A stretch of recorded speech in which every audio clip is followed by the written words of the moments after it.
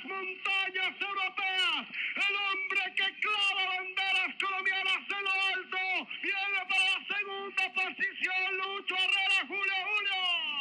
Ya cayó la cantería, lo matamos a todos. Primero Parra, segundo, véanlo, ahí lo va a alcanzar. Va a revivir seguramente. Herrera le puede dejar ganar a Parra. Vamos, Herrerita, vamos los dos. Colombia a 1 kilómetro, primero y segundo. Don Julio Rastia Brica, como dice el profesor, me quiero morir. 2 hombres buscando Colombia, primero y segundo. Fabio Parra, Lucho Herrera. ¿Qué pasó el de Lucho? ¿Qué pasó el de Parra, Julio? Herrera le pone el ritmo y la etapa la gana Parra. Herrera le pone el ritmo para que saque más ventaja. La etapa la va a ganar Parra. Van a ver ustedes que Herrerita le va a decir, pase amigo, a usted le toca. Ahí vamos, primero y segundo. Y nos faltan más. Están ingresando en este instante sobre la propia zona de embalaje. Se están pegando sobre la parte izquierda de la vía. Lucho Herrera de Colombia. Fabio Parra al frente. Herrera se pega a su rueda. Fabio Parra, Herrera, Julio. Gana Parra, segundo Herrera, no hay problema. Sí, señor. Están tomando la última curva sobre la vía. Colombia se pone primero y segundo en el premio de montaña de segunda categoría y sitio de meta, Julio. No hay nada que hacer. Esto es por muerte. Sí, señor, última parte de la carrera. Colombia.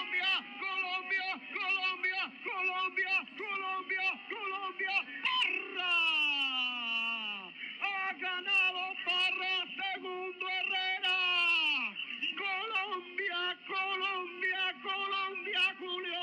5 horas, 18 minutos no oficial. Estamos tomando tiempo, llevamos 16 segundos, no aparece el tercero. Dominio completo de Colombia en la etapa de hoy. Primero Parra, segundo Herrera. Esta historia, quizás los jóvenes no saben de qué estamos hablando. Acostumbrados al internet y a las nuevas tecnologías, tal vez no conocen lo que es llevar un radio transistor al colegio, a escondidas, un pequeño audífono y siempre atentos al profesor que intentaba decomisar el radio. Todo por escuchar lo que estaba pasando. Esas aventuras ciclísticas de los 80 fueron sumamente especiales para todos los colombianos y quizás la culminación de todos esos sueños que teníamos los aficionados al ciclismo en los años 80 llegaron este lejano día ya de algún domingo del mes de mayo del año 1987. ¡Campeón! Postobón por equipo. ¡Campeón! Lucho en la montaña. ¡Campeón! Omar Hernández. ¡Campeón! Pablo Winche. ¡Campeón! Carlos Emilio Gutiérrez. ¡Campeón! Froilán Morales. ¡Campeón! Martín Ramírez. ¡Campeón! Patrocinio Jiménez. ¡Campeón! Arquemiro Borges. ¡Campeón! Víctor Patarroyo. ¡Campeón! ¡Atención! Villamayor en el final. Herrera va a ganar la vuelta.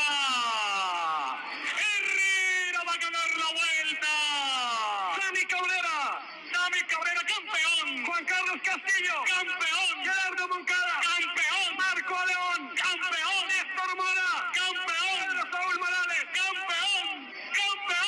Y usted, Rubencho, en el remate, en el cierre, la gloria. Herrera es el campeón. Vive usted, inspírate, poeta, en estos segundos finales. En buena hora, Colombia. Aquí el norte se acerca. Allá viene el cortejo. Avanza la alegría. Derrumbando montañas. Y las focas avanzan como escudos. Se levanta la risa. Se caen las telarañas. Aquí viene el surcido mágico de los metales. Viene el enlace. Que partió la venidor. Como en un vuelo de aves migratorias. Va a cerrar. Atención. Herrera es una bandera desbordada. Desbocada. Aquí viene Villamayor. Va a ganar la etapa. Villamayor va a ganar la etapa. Sorpresa. Ganó la etapa Villamayor. Sorprendió a los sprinters. Va a pasar Herrera, campeón, Rubencho. Aquí vienen los de el barato esto. Debe llegar.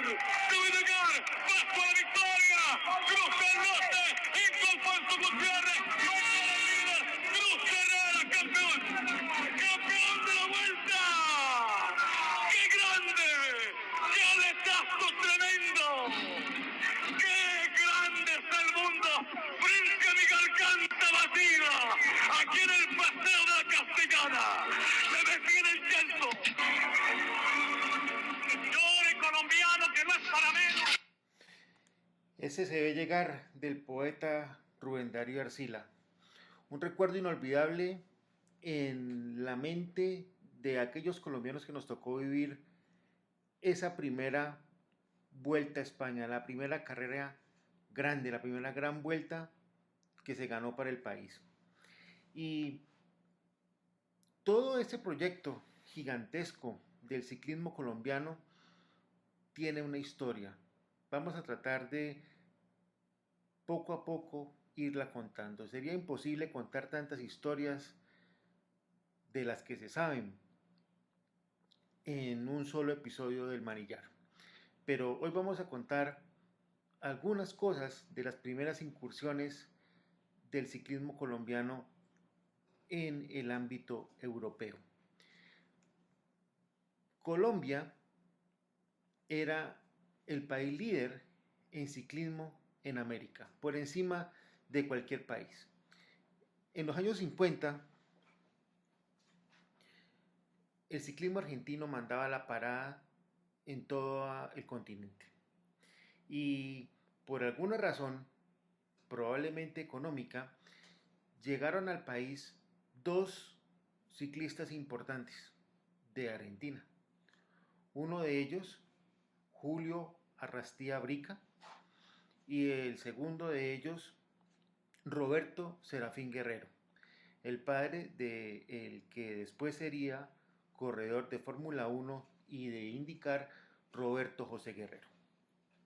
Y poco a poco, en compañía de otras personas importantes, se fueron creando pequeñas competencias ciclísticas en el país hasta que se creó la Vuelta a Colombia en bicicleta. Y la Vuelta a Colombia en bicicleta fue un suceso que integró al país en momentos críticos, después de la llamada época de la violencia. Posteriormente el país decidió irse a la búsqueda de triunfos internacionales. Y nuestros mejores corredores, entre ellos el Cipaforero, Rubén Darío Gómez, Ramón Hoyos, salieron del país y tuvieron algunas pequeñas incursiones en Europa, pero nunca algo de relevancia. Entonces, decidimos irnos a la conquista de los países vecinos. Y en algún momento de la historia, en los años 60, el equivalente al Tour de Francia en el continente era la Vuelta a México. Y la Vuelta a México la gana Álvaro Pachón.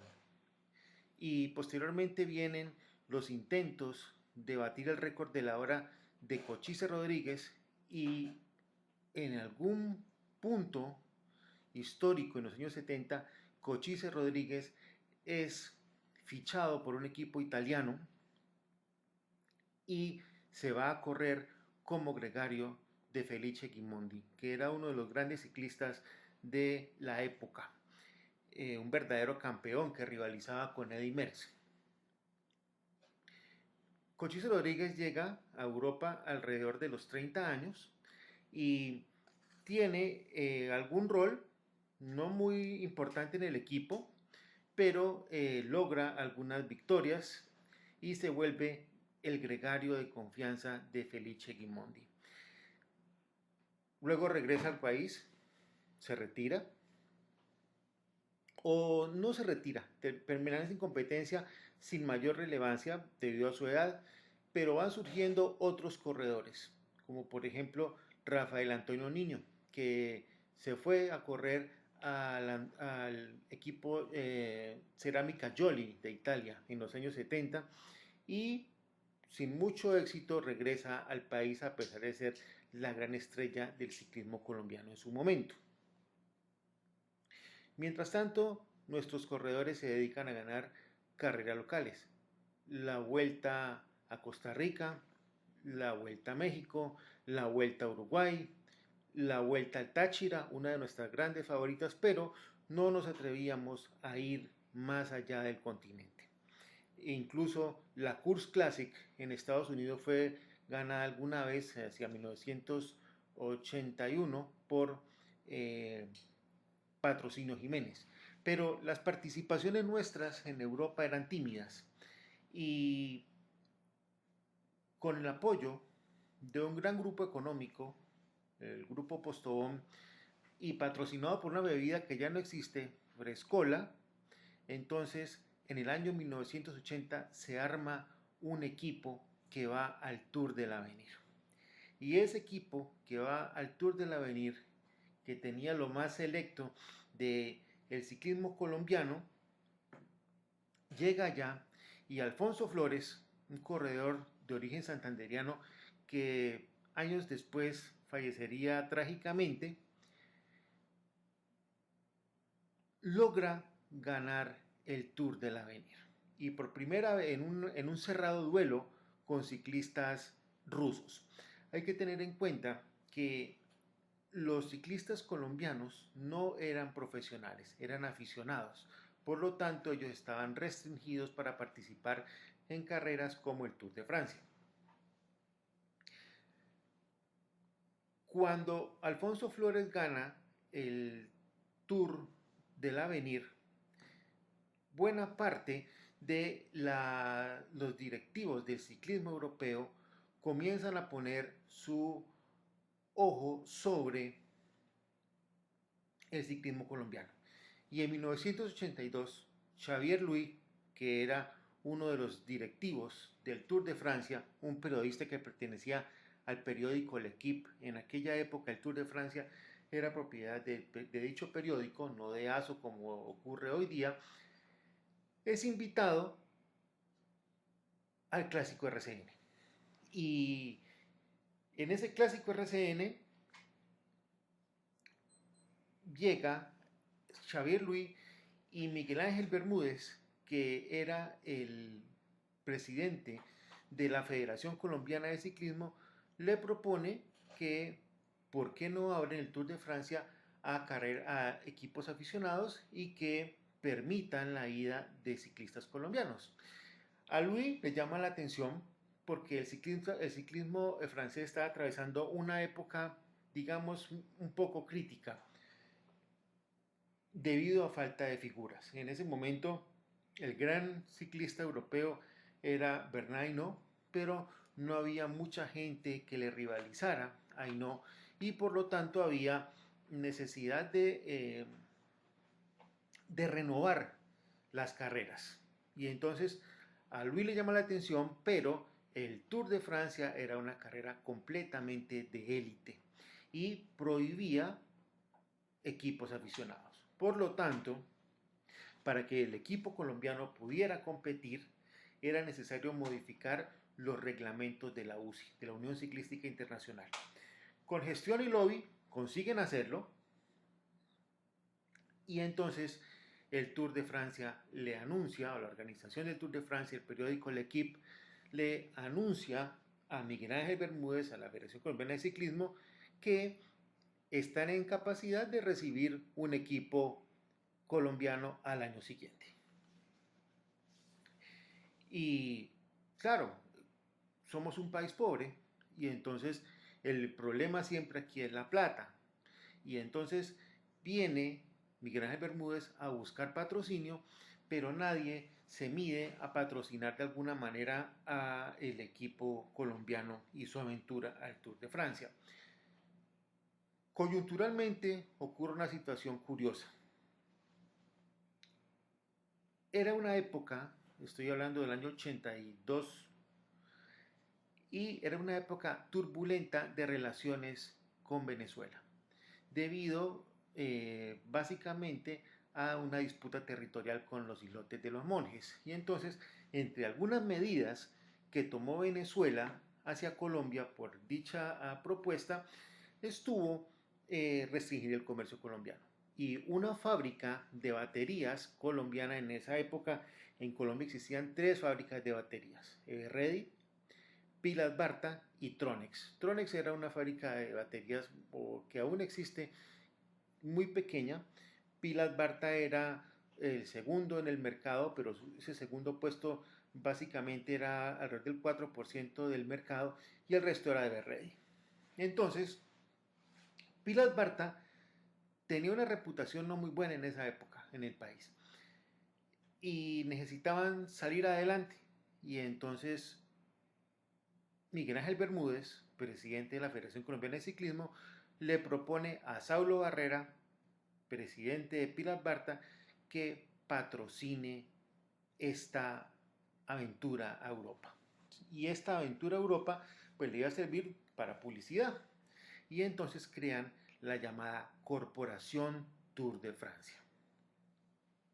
Y esta Corporación de Tour de Francia entonces la presenta tanto al gobierno nacional como a la empresa privada como un proyecto llamado Proyecto Conquista de Europa, la Gran Aventura. Ese fue el nombre que se lo dio al proyecto y fue un proyecto que inicialmente fue estimado en 32 millones de pesos de la época y que terminó costando 125 millones de ese momento. Eso puede ser alrededor de unos 1.500, 2.000 millones de pesos de hoy día, una cantidad de dinero sumamente considerable. Se consiguió el dinero y entonces se armó un equipo, una selección Colombia, con lo más selecto del ciclismo colombiano. El uniforme de este equipo, que fue al Tour de Francia, era un uniforme de color blanco con pantaloneta o con culot negro que decía Colombia y tenía la bandera de Colombia y tenía un pequeño escudo blanco y negro que decía Pilar Barta, muy disimuladamente. En Colombia competí con un uniforme distinto que decía Pilar Barta. Y claro, aparecieron comerciales en los cuales salía Cochise Rodríguez anunciando el equipo y pidiendo el apoyo de la gente. Y la gente se volcó a apoyar a Pilar Barta. Y esta empresa ganó en el mercado y entonces Pilar Barta crece y se forma un equipo, como ya hemos dicho, con lo más selecto del ciclismo colombiano. A ese Tour de Francia del año 83, primera participación colombiana, asiste un equipo compuesto por Alfonso Flores Ortiz, Fabio Casas, José Patrocinio Jiménez, el gran escalador colombiano, Edgar el Condorito Corredor, Samuel el Sami Cabrera, José el Pollo López, Cristóbal Pérez, Abelardo Ríos, Julio Rubiano y Rafael Tolosa. Recién se había retirado del ciclismo Rafael Antonio Niño, por lo tanto no hizo parte del equipo, y Luis Herrera, que era la estrella naciente del ciclismo colombiano, contaba con 21 años y acababa de ser subcampeón de la Vuelta a Colombia, pero por su edad no fue tenido en cuenta. Este equipo fue dirigido por una dupla colombiana compuesta por Rubén Darío Gómez y Cochise Rodríguez, Martín Emilio Cochise Rodríguez, con la asesoría del ex campeón del Tour de Francia 1973, el español Luis Ocaña. Muy bien, entonces nuestro equipo colombiano se va, es despedido por el presidente Belisario Betancur en el Palacio de Nariño, salen como héroes, van en el Jumbo de Avianca, les estoy dando cosas que son ya historia del país, llegan a Francia y son llevados a una concentración en los Pirineos. Llegan a los Pirineos aproximadamente una semana antes del inicio de la carrera. Ellos comienzan a ascender con alguna frecuencia a puertos como el Tourmalet, y otros puertos cercanos, pero no hacen recorridos en plano. Entonces,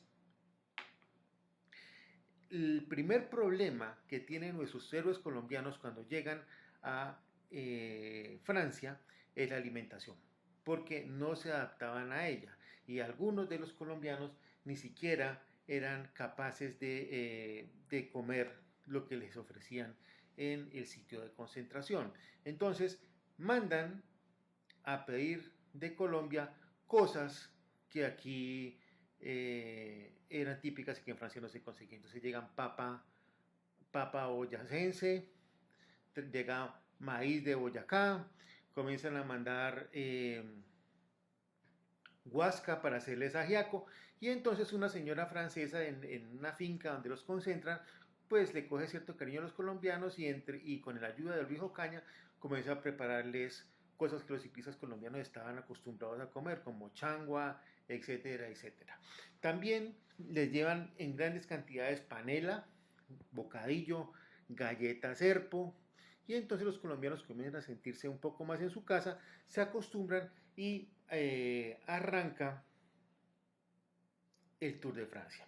Los colombianos no hablaban nada de español, perdón, de francés. En esa época los ciclistas colombianos no son como ahora, eran hombres de extracción muy popular, muchos de ellos a duras penas tenían quinto de primaria, era una situación compleja. Entonces llegan ahí, arrancan el Tour de Francia y enfrentan una situación que nunca habían conocido, empezando por un pelotón de más de 200 hombres. Nunca, nunca se habían movido en pelotones tan grandes y entonces comenzaron a tener tropiezos en la carrera y caídas. Entonces toda caída que había en el Tour decían que eran los colombianos. Todo lo que pasaba malo en el Tour decían que eran los colombianos. Posteriormente, con el progreso de las etapas,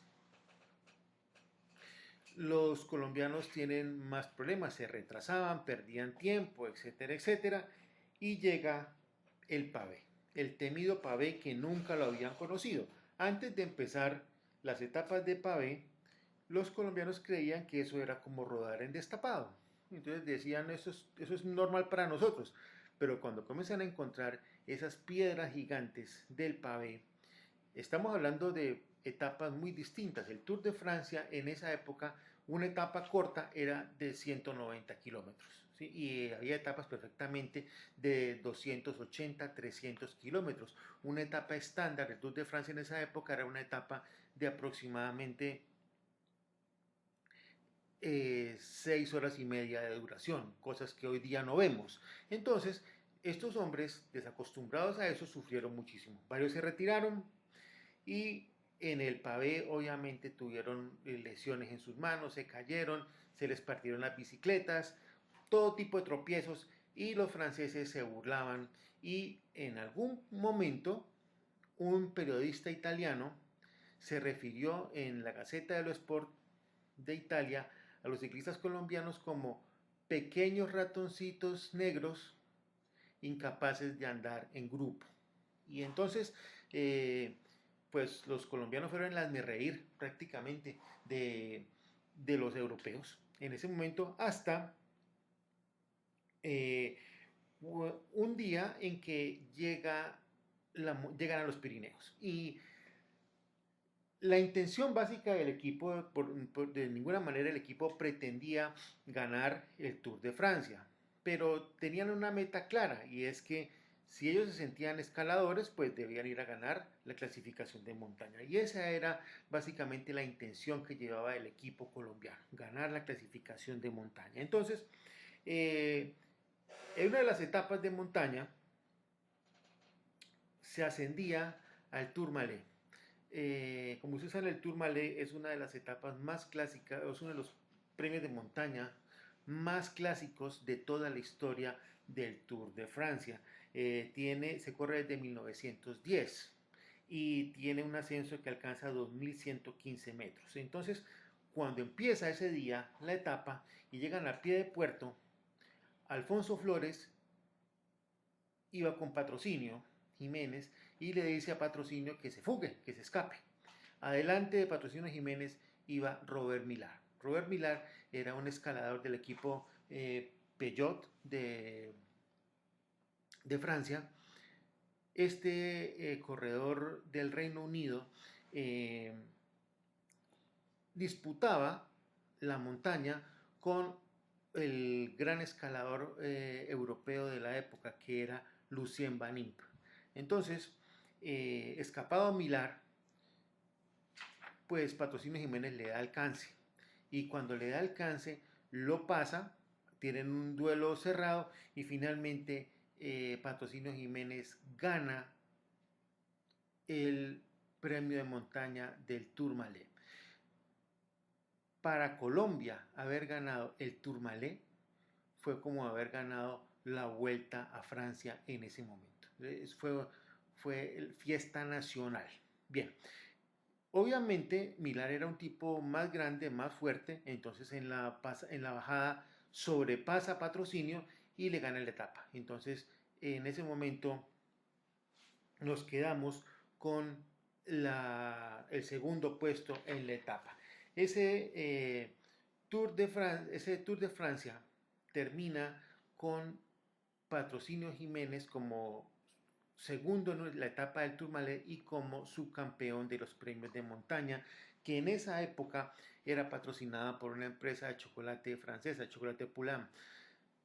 Curiosamente, 2 años después, el patrocinador de la camiseta de montaña del Tour de Francia pasa a ser Café de Colombia, y por primera vez en la historia del Tour de Francia la camiseta de puntos rojos dejó de usarse y se usó durante el tiempo que lo patrocinó Café de Colombia la camiseta de los granos de café. Muy bien, entonces volviendo a la actuación de los héroes nuestros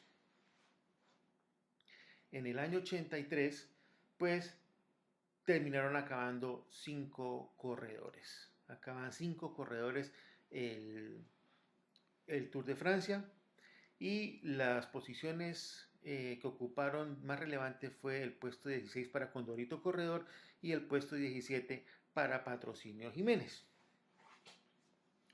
Termina esto y nuevamente a Colombia se le invita a el Tour del año 84. Entonces, cuando se le invita a Colombia al Tour del año 84, se abren nuevas perspectivas. Y entre esas nuevas perspectivas está que corredores colombianos comiencen a venir a competir a Colombia.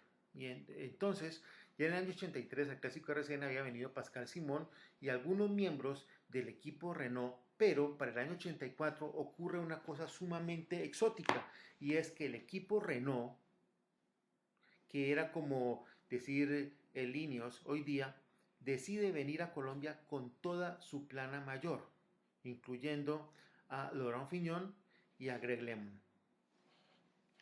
Y entonces vienen al Clásico RCN a entrenarse y ocurren una serie de sucesos que relata muy bien y que hablaremos de ellos en otro episodio del Manillar, cuando Laurent Fignon dice haber probado cocaína por primera vez en Colombia. Esta incursión de estos equipos franceses en Colombia fue sumamente particular y llevó a que más adelante nos visitara lo más selecto, entre ellos Bernard Hinault, Sean Kelly, etc. De eso hablaremos después. Bien, entonces, llega el año 84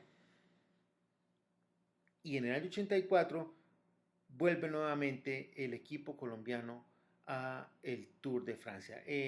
Aún nuestros equipos no se atrevían a incursionar ni en la Vuelta a España ni en el Giro de Italia. Y entonces, en ese año 84 llega un equipo un poco mejor constituido y llevan como gran estrella, y fue una condición del Tour de Francia que llevaran a Luis Alberto Herrera, al famoso Luchito Herrera, el cual perdió una gran cantidad de tiempo en el prólogo, luego logra ser segundo en una etapa y posteriormente en un recorrido de los Alpes se escapa a pie de puerto de Alpes de Huez, un puerto mítico del Tour de Francia de 1850 metros, y le da cacería a 10 kilómetros de la meta a Laurent Fignon, lo pasa de largo y gana por primera vez una etapa de Tour de Francia para Colombia. Esa etapa que se ganó por primera vez fue un hito en el ciclismo colombiano. Yo creo que partió la historia de nuestro ciclismo en un antes y en un después del Alpe d'Huez. La Bolsa de Valores de Bogotá se paralizó, cerró operaciones mientras ocurría mientras se desenvolvía la etapa. Los colegios pararon, las universidades pararon, todo se detuvo en el país mientras esas cosas ocurrieron y pues Luis Herrera por primera vez logra obtener un triunfo de ese nivel para nosotros. Luego vinieron otras incursiones en Europa, de las que hablaremos más adelante, aquí en el manillar. Esto era parte del manillar histórico que les tenía yo. Juan tiene otros datos históricos para ustedes.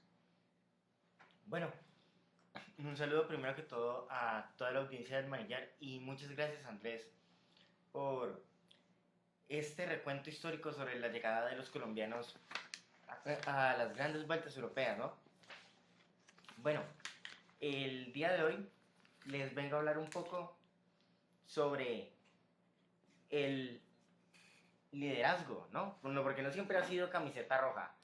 En los lideratos de los colombianos durante las diferentes vueltas a España. Y para empezar esto, no se me ocurre otra mejor idea que con una grabación del año 1987 de Lucho Herrera subiendo Lagos de Covadonga. ¡El público!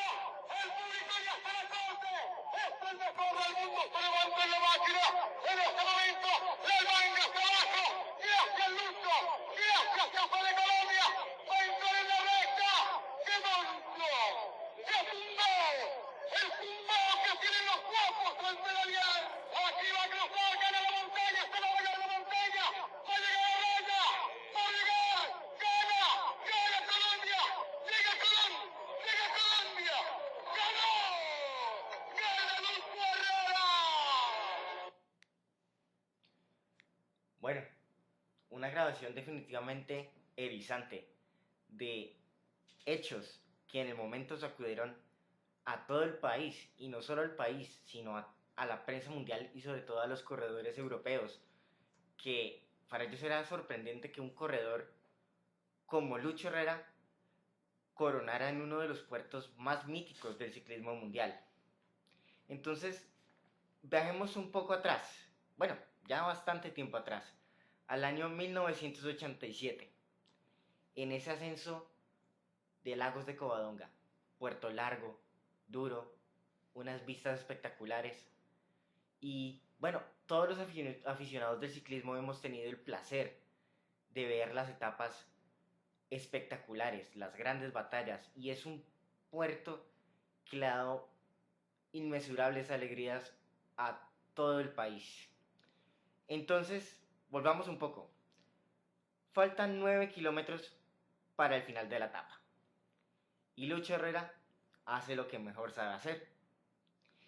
Y se larga en una aventura en solitario, buscando hacer una brecha para la crono, que como es bien sabido, jamás ha sido el fuerte de los escaladores colombianos.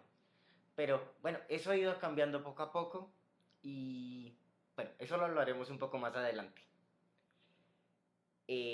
Lucho hace algo que para la época y sobre todo para el carácter conocido de los escarabajos colombianos, algo increíble, algo inclusive impensable.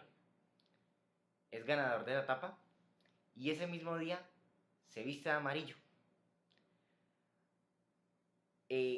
Hace diferencia de más de un minuto sobre Vicente Belda y sobre Sean Kelly.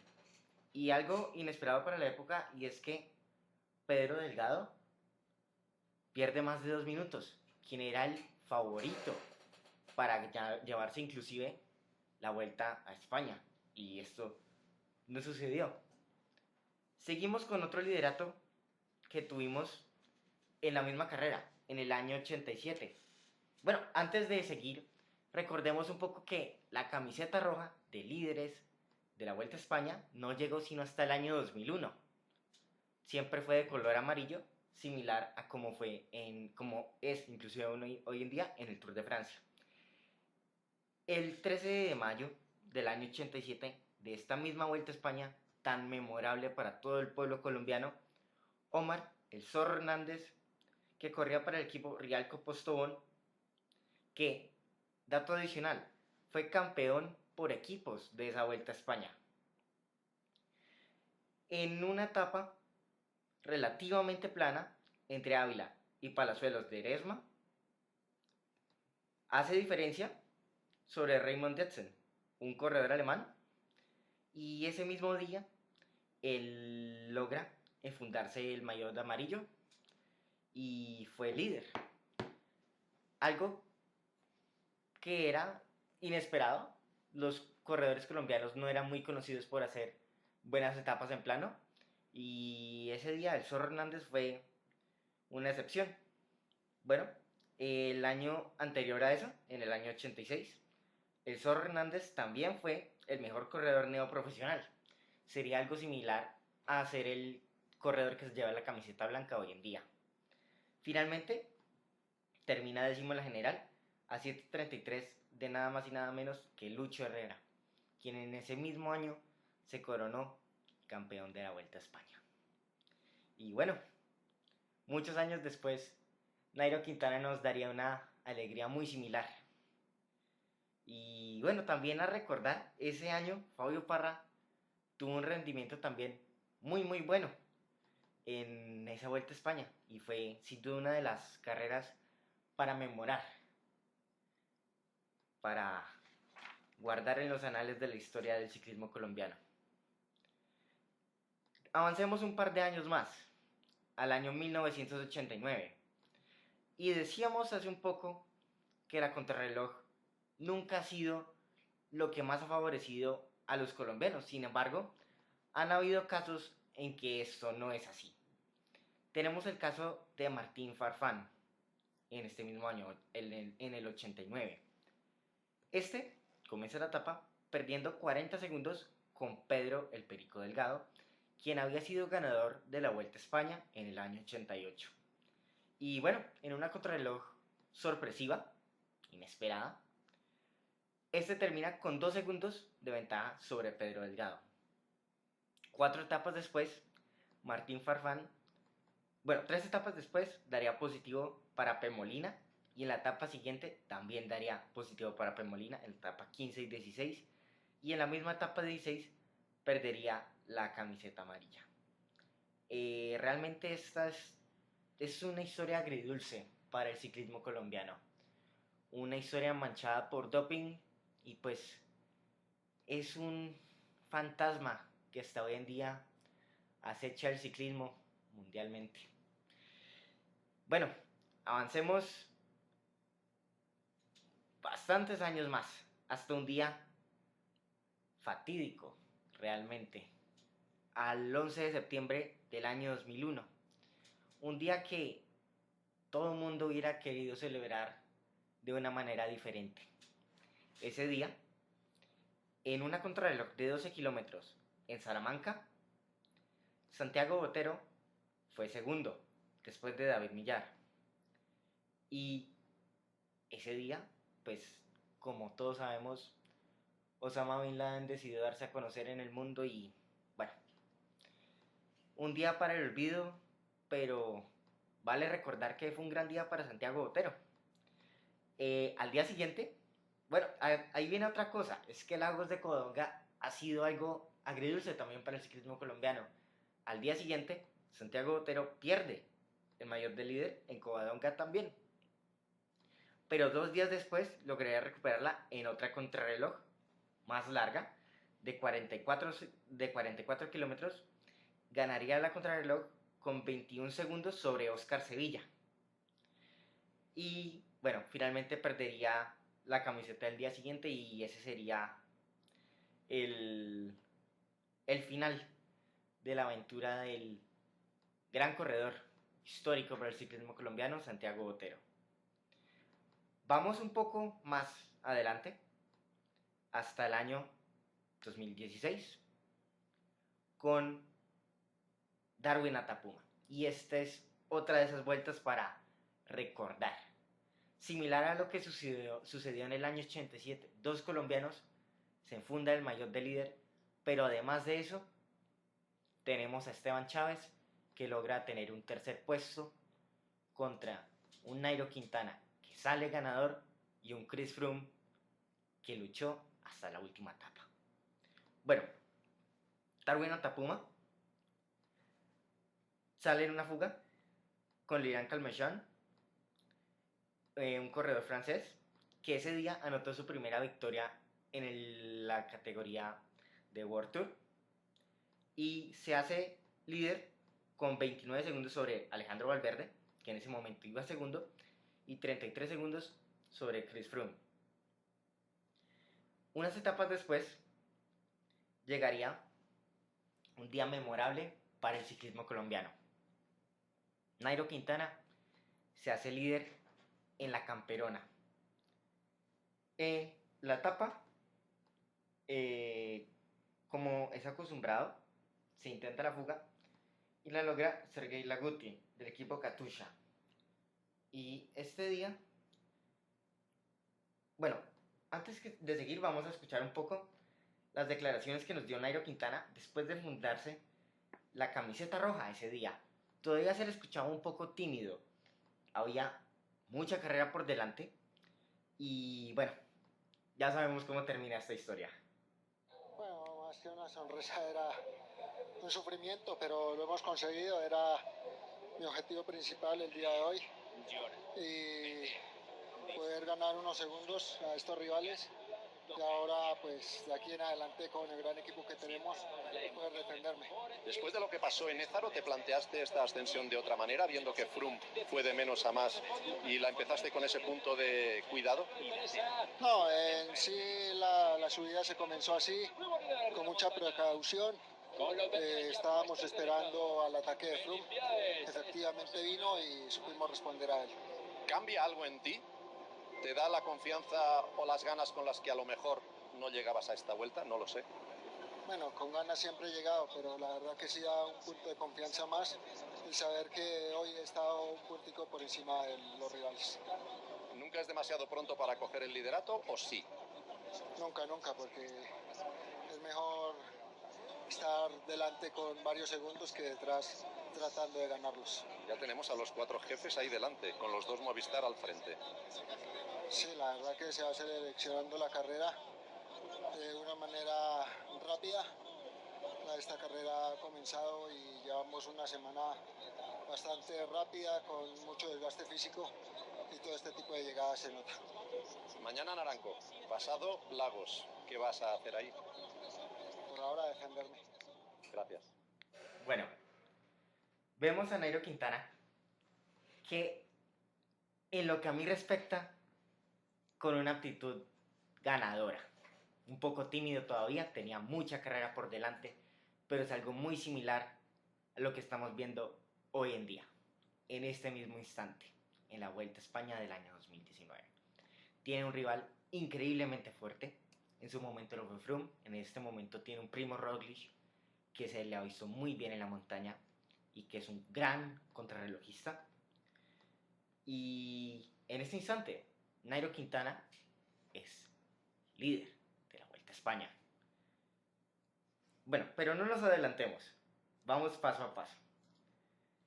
Llega esa mítica subida favorita por los colombianos, por la afición colombiana y de tan memorables recuerdos como lo fue Lucho Herrera en el año 87. Ese día, Nairo hace lo que mejor sabe hacer, se para en esos pedales y en esa etapa de 188 kilómetros entre Lugones y los lagos de Covadonga se pone el maillot de líder y empieza a allanar el camino para traer la camiseta roja por segunda vez a Colombia.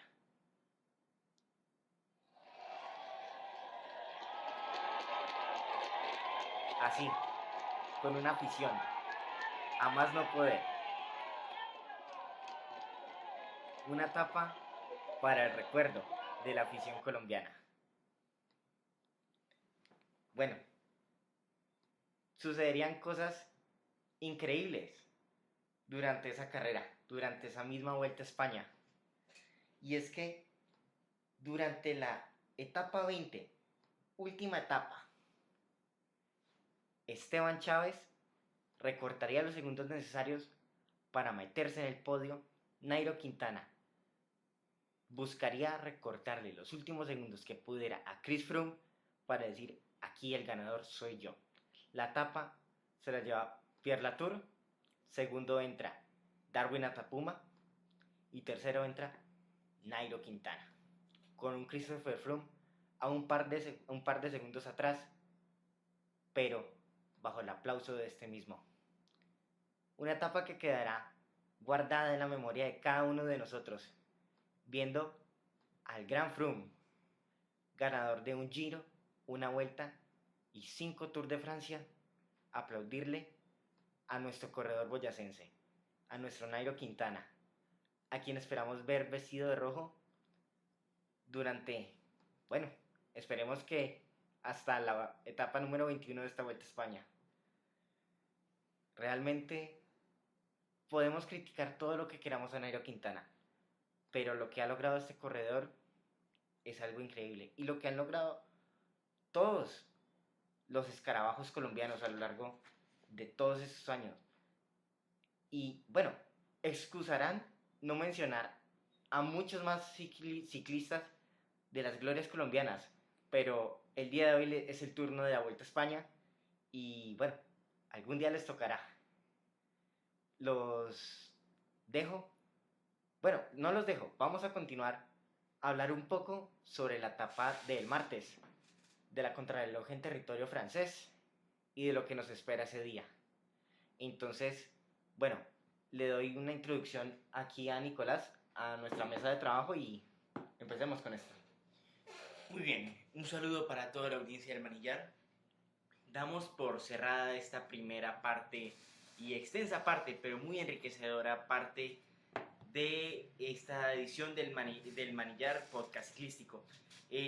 Gracias a Andrés y a Juan Andrés por habernos informado, por haber puesto esta narración, por habernos contado esta historia del ciclismo colombiano, de cómo llegó a Europa, todo el proceso que ha tenido que pasar y que las victorias que hemos tenido han sido gracias a un largo camino de colombianos que nos han llevado a este punto en el que tengamos colombianos disputando todas las grandes carreras de Europa. Comenzamos esta edición, empezamos esta segunda parte del programa con un análisis de la contrarreloj individual que se nos viene el día martes de esta Vuelta a España. Muy bien, una contrarreloj individual saliendo en Jurançon y con llegada en Pau. Una contrarreloj, lógicamente, pues no podemos esperar que Nairo Quintana, quien se encuentra de líder de la clasificación general, pues mantenga la camiseta roja. Sí, históricamente, pues es conocido por todos que Nairo Quintana no es un hombre para defenderse en contrarrelojes. Tiene a Primo Roglic a tan solo 6 segundos en la clasificación general. Y pues bueno, ¿qué podemos esperar de Nairo para esta etapa? Pues que no pierda tanto tiempo. Hay que entender las cosas como son. Nairo no es bueno para esto, pero sin embargo todavía podemos mantener las expectativas altas, porque en realidad del abanico de favoritos, el único que le puede sacar ventaja a todos es Primo Roglic, ya que Nairo Quintana, Miguel Ángel López y Alejandro Valverde, y tal vez Tadej Pogačar, pues tampoco son hombres seleccionados o llamados para ser buenos en la contrarreloj. Afortunadamente no hemos llegado ni siquiera al Ecuador de esta Vuelta a España y todavía tenemos mucha carrera por delante. Por lo tanto, no me parece que la Vuelta a España se decida el día de mañana. Y bueno, por ahora vamos a hablar de los favoritos para la contrarreloj del día de mañana. Muy bien. Como claro favorito del público en general tenemos a Primo Roglic, ¿sí? Luego tenemos a un abanico de hombres que, bueno, están llamados a ser considerados para pelear la contrarreloj. Entre ellos está Wilco Kelderman, ¿sí? Que también es un hombre a tener en cuenta, ¿Y por qué? Dirán, si se encuentra noveno en la clasificación general, se encuentra a más de 3 minutos del líder que es Nairo Quintana. Y bueno, pues porque claramente es un favorito para la contrarreloj. Es un hombre que es excelente para esto y que ha logrado desempeñarse muy bien en las subidas. Entonces, ¿qué podemos esperar de Wilco Kelderman? Que se meta un top 5 y que banque a Nairo Quintana, a Miguel Ángel López o Alejandro Valverde, si es que estos pierden mucho tiempo, ¿no? Podríamos esperar que Wilco Kelderman se integre al grupo de los favoritos y habría a ver qué pasa con él, ¿no? Entonces, por ahora a tener en cuenta a Roglic y a Wilco Kelderman. Otro hombre a tener en cuenta para la contrarreloj es Thomas de Gent, que ha venido teniendo buenos resultados en el Giro de Italia. Si no me equivoco, quedó tercero en la contrarreloj final. Por lo tanto, buenos resultados para el hombre Thomas de Gent. Y pues bueno, tenemos ya después de estos tres hombres un abanico un poco más abierto, siendo Tobias Ludvigsson el otro gran favorito, junto a Will Barta.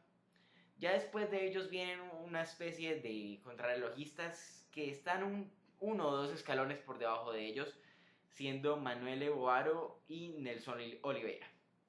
Un hombre que no hemos hablado todavía, como Daniel Felipe Martínez.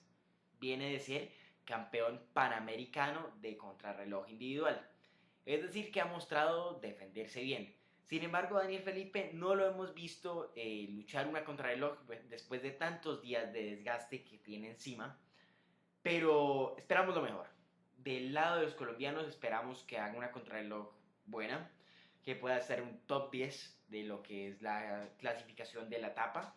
Y que bueno, y que tal vez está un poco lejos para pelear por la clasificación general, pero si hace una muy buena contrarreloj, que bueno, Daniel Felipe Martínez se encuentra 22, de puesto número 22 de la clasificación general, a 13 minutos 50, y pues bueno, poco a poco puede ir descontando un poco de tiempo, y quién sabe, tal vez terminemos con un top 10 cargadito de varios colombianos. Estos serían los favoritos para lo que es esta contrarreloj individual. Bueno, pues predicciones para esto. Lógicamente, el gran favorito para vestirse de líder es Primo Roglic. Y siendo totalmente honestos, es lo más probable. ¿Sí?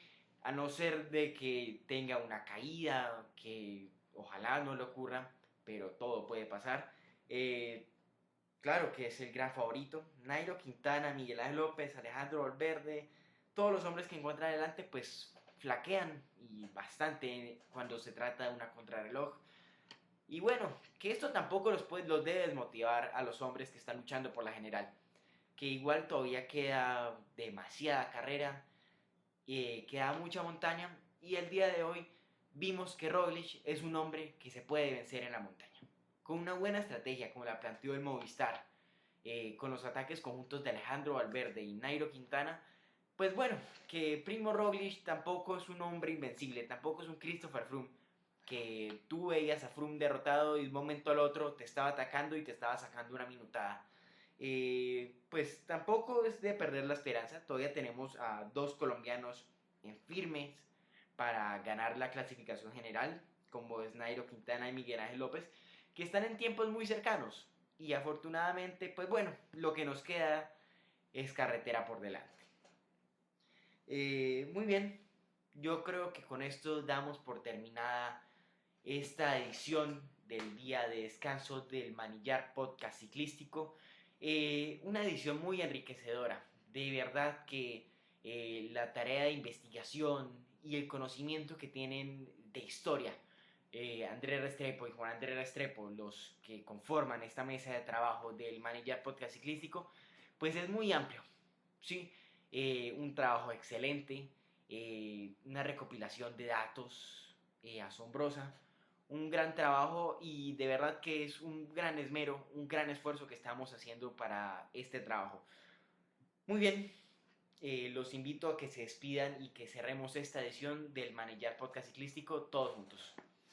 Bueno amigos, muchísimas gracias por habernos escuchado. Y esperamos verlos después con más datos históricos y por favor no olviden seguirnos en las redes sociales y darnos sus opiniones acerca de lo que hablamos hoy y de cualquier cosa al respecto. Bueno amigos, muchísimas gracias por escucharnos el día de hoy. Esperamos a ver qué sorpresas nos tiene la carretera en estas 2 semanas que quedan de carrera y ojalá haya espectáculo, ¿no? Que es lo que nos gusta ver. Sí. Y bueno, nos vemos el día de mañana con el resumen de la contrarreloj en territorio francés y a esperar los mejores resultados. Muchísimas gracias por escucharnos. Bueno, muchísimas gracias a todos. Me despido, Nicolás Restrepo. Muchísimas gracias por escucharnos y esperamos que esta edición del Manillar Podcast Ciclístico haya sido de su agrado. Y así continuaremos haciendo resúmenes y ocasionalmente haciendo programas especiales como es este. Muchísimas gracias por escucharnos y hasta luego. ¿Cuánto salió? 55. Por ahí principio, ¿qué tal se oye? Si no escuchan bien las grabaciones, yo lo edito, pero es que podemos editarlo.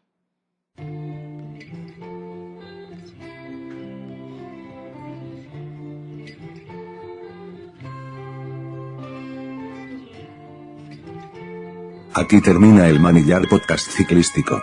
Síganos en Twitter como @bibliaciclismo y búsquenos en iVoox como el Manillar Podcast Ciclístico. También en www.bikegladiators.blogspot.com. Gracias por escucharnos.